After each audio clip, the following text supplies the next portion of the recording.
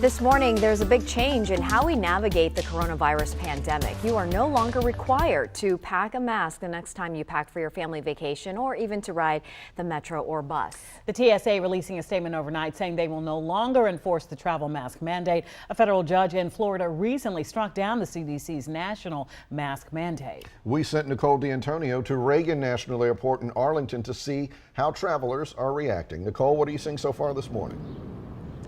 Well, Tony, as we've been out here, we've actually seen a majority of travelers still choosing to wear that mask. But again, the big difference this morning, that mask is no longer required. In fact, just even in the last hour, we heard from Virginia Railway Express, the VRE, saying that masks are now optional to wear on board the train. So for perspective, this is the first time in nearly two years that you can go inside the airport, ride a plane, a bus or metro without being required to wear that mask. All of this sudden change comes after a federal judge in Florida struck down that travel mask mandate for travelers. The mandate impacting anyone who travels by airplanes and trains, as well as by subway, metro, and other forms of public transportation.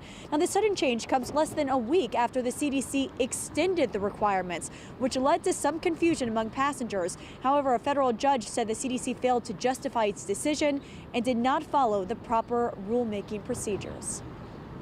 We found it kind of confusing because we see signs everywhere that basically shows we need to. I'll probably stick with mine for now, but just the point of having the choice is the positive. And if the masks are required not to be on, they aren't required to look at our COVID cards or anything, so that's a little scary.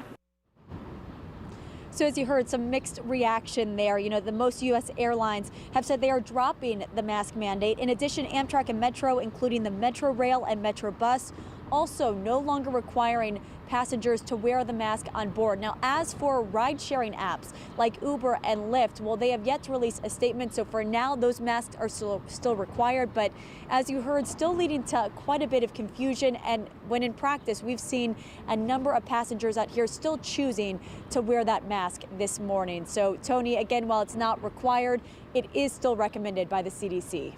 And a lot of folks are following that recommendation. All right, Nicole, thank you very much. Make sure to weigh in on our poll question. Here it is. Will you still wear a mask on public transportation? It's your choice now. Auntie Melanie tweeted us this photo of a person covered in masks, adding, quote, "still me."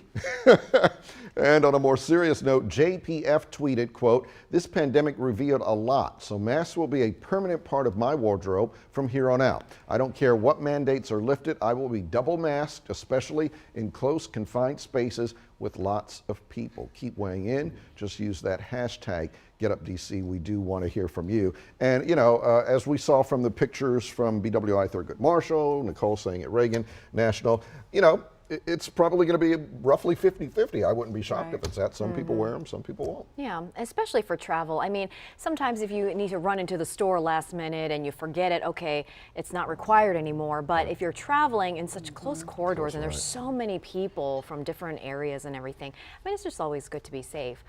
But yeah, I mean, it also protects us from other things. I was going to say, I enjoyed not having a cold cold for all that time and all this. Helps allergies. For me, I probably will on public transportation, but yeah, but we're moving forward. I've noticed my allergies have been really less. Yep. Yeah, the symptoms have been less. With the mask. All right.